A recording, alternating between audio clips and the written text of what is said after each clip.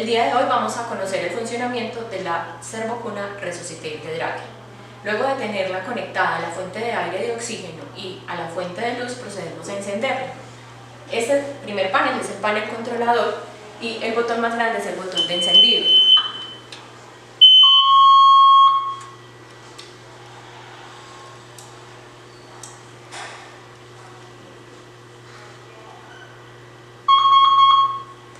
Después de hacer un proceso como de comprobación de buen funcionamiento, la Servocuna nos aparece en el módulo de precalentamiento. Esta es la forma en la que debe permanecer la Servocuna en los periodos en los que no estamos utilizando la Servocuna.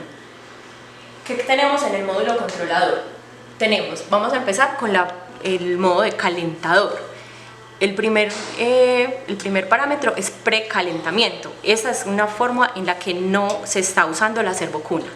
Cuando llega la Servocuna al quirófano o a la sala de partos, es necesario a través de estas flechas pasarla a modo manual. Cuando la cambiamos a modo manual, lo primero que hace la potencia del calentador es ponerla al 100%, pero inmediatamente baja a 30%. Para aumentar la potencia del calentador al 100%, que es como la que necesitamos para calentar las mantas con las que se va a recibir el bebé, las gasas y el espacio, lo hacemos con la flecha hacia arriba y la llevamos hasta el 100%. ¿Qué más tenemos en este módulo controlador? Pues tenemos la temperatura en la que está sensando en este momento. Esa temperatura lo que está sensando es lo que tenemos en este control de temperatura, pues en esta sonda piel. Pero como no tenemos en este momento modo bebé, la Servocuna tiende a hacer una alarma de compruebe la temperatura y lo que tenemos que hacer inmediatamente es apagarla a través de la campana o el silenciador. Si usted no la apaga, la Servocuna inmediatamente va a tender a disminuir la potencia del calentador porque es una forma de proteger que llevemos a recalentar el bebé. Si nosotros queremos ya llevarlo a modo bebé, al momento en el que nace el bebé, usted debe de pasarla a modo bebé y en este parámetro lo que vamos a encontrar es la temperatura en la que yo quiero llevar el bebé. Como la temperatura es tan diferente, inmediatamente suena la alarma de temperatura. Silenciamos la alarma de temperatura y en la medida en que la temperatura del bebé asciende, poniendo el sensor de temperatura sobre el hipocondrio derecho del bebé, pues va a ir aumentando la temperatura. En este momento pues yo estoy muy fría y vamos a llevarlo a una temperatura de 37 o 37,5. ¿Cómo? Vamos a ajustarlo acá, pero por encima de 37 él no nos permite avanzar. Para poder llevarlo a más de 37 es necesario decirle yo quiero más de 37 y en ese momento ya me va a permitir ajustar a una temperatura superior. Continuando con las opciones que nos muestra el módulo controlador, entonces tenemos un cronómetro que es muy útil para la clasificación del ADGAR y en el momento de la reanimación para saber en qué momento de la reanimación estamos. ¿Cómo se pone en marcha? Tenemos el botón de play, inmediatamente empieza a contar el tiempo. El equipo puede informarnos el momento del primer minuto, de los 5 minutos y de los 10 minutos. La idea es usarlo para la clasificación de ADGAR en esos momentos y el primer minuto para saber que ya después de ese bip podemos pasar al pinzamiento del cordón. Cuando es necesario, pues hacemos un reajuste en caso de que accidentalmente hayamos oprimido el botón. Tenemos también el botón para encender la luz. En caso de ser necesario, pues nos va a permitir hacer una evaluación mucho mejor del bebé. Y en el caso de que ya tengamos todos los parámetros organizados y no queremos que haya un accidente que sean modificados, pues tenemos un botón para bloquear estos parámetros. Vamos a continuar con el siguiente módulo. Encontramos el módulo del mezclador. Allí solo vamos a encontrar la perilla en la que podemos regular la cantidad de oxígeno que le vamos a ofrecer al recién nacido al momento de la reanimación. Siempre iniciamos con 21, en el caso de ir necesitando más cantidad de oxígeno, lo único que vamos a hacer es girar la perilla, llega hasta 100. Bueno, vamos a proceder con el módulo de succión, que es el que sigue en el módulo de la servocuna. Lo primero que vamos a hacer es conectar la manguera de succión al recipiente donde se recogen las secreciones. Ese recipiente está ubicado en la parte inferior de la servocuna. Debemos asegurar de que esté bien conectada la manguera de succión y el recipiente bien sellado para que no haya fugas.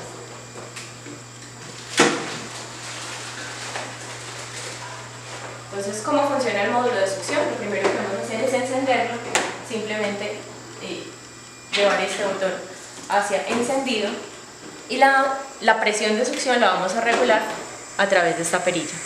El objetivo es llevarla a una succión entre 80 y 100 milímetros de mercurio. ¿Cómo sabemos que está entre 80 y 100 milímetros de mercurio?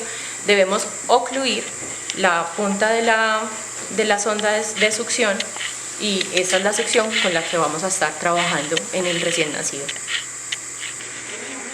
Cuando ya no necesitamos el módulo de succión, podemos proceder a apagarlo.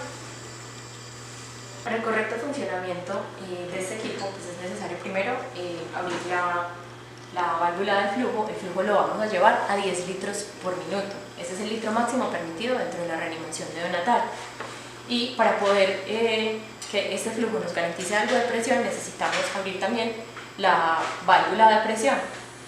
Esta válvula de presión realmente nos regula la presión inspiratoria pico, que es la presión que corresponde al momento de la ventilación o es igual al momento en el que insuflamos el pulmón oprimiendo la bolsa, sea autoinflable o la bolsa inflada por fluido. ¿Cómo lo vamos a organizar? Entonces, debemos ocluir el extremo distal de la pieza en T. Al ocluir el extremo distal de la pieza en T, nos va a mostrar la presión con la que daríamos un CPAP al recién nacido en caso de necesitar. ¿Cómo lo vamos a leer? Lo vamos a leer en este regulador de presión. Ahí nos está mostrando que la presión en estos momentos es de 5 a 6 centímetros de agua. Para regular esa presión, que es la presión continua que vamos a dar en la vía aérea, vamos a girar esta perilla del extremo distal. Hacia la derecha estamos aumentando la presión, hacia la izquierda estamos disminuyendo la presión. La vamos a mantener en 5 a 6 centímetros de agua.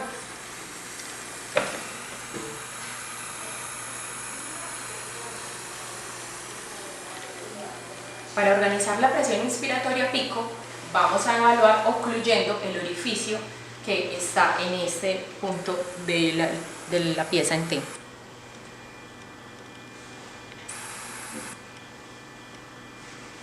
Esto es lo que corresponde a oprimir la bolsa autoinflable o la bolsa inflada por flujo, y es la presión inspiratoria pico que se le está dando al recién nacido. Debemos de regularla a través de esta válvula y el objetivo es llevarla a 20 centímetros de agua.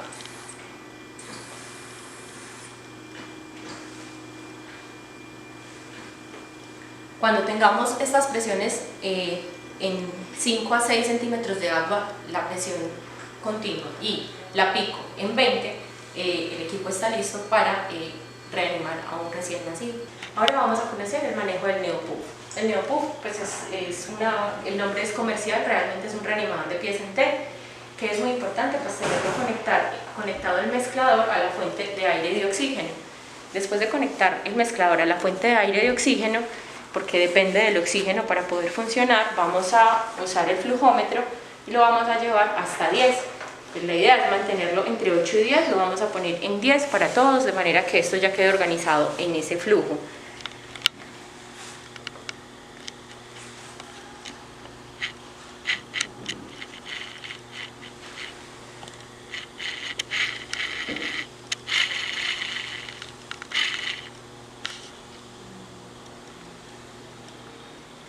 Después de tener abierta la válvula de flujo, esta válvula de flujo va a ir conectada a la entrada de aire. Vamos a evaluar los parámetros de la salida, que es lo que le vamos a ofrecer al paciente. También vamos a regular dos presiones. La presión continua, que es la presión del CPAP, que es la que buscamos mantener entre 5 y 6, y la forma de evaluarlo es ocluir la parte distal de la pieza en T. Entonces ocluimos la parte distal y lo vamos a modificar de la perilla que tiene este circuito en la parte distal. Entonces hacia la derecha estamos aumentando la presión, hacia la izquierda estamos disminuyendo la presión. lo vamos a disminuir hasta que llegue a una presión continua de 5 o 6. La idea es que no iniciamos la reanimación con una presión mayor de 6. Para evaluar la presión inspiratoria pico, vamos a ocluir el orificio que está en esta pieza en T. En este momento la presión pico está programada para una presión de 20. En caso tal de que la presión no esté organizada, pues lo que vamos a hacer es a girar la perilla de presión inspiratoria pico hasta que llegue a 20, ocluyendo la parte distal de la pieza en T. En los casos de las reanimaciones avanzadas en las que es necesario aumentar la presión, podríamos aumentar la presión de esta perilla y la idea es que no nos aumente más de 30. ¿Cómo hacemos esto? Esta perilla está organizada para que por más que yo aumente la presión inspiratoria pico, no me suba más de 30. Es una presión máxima de seguridad. Es por eso que ya está organizada en 30 y está con este protector como manera de seguridad para que no sea la que modifiquemos en el contexto de la reanimación.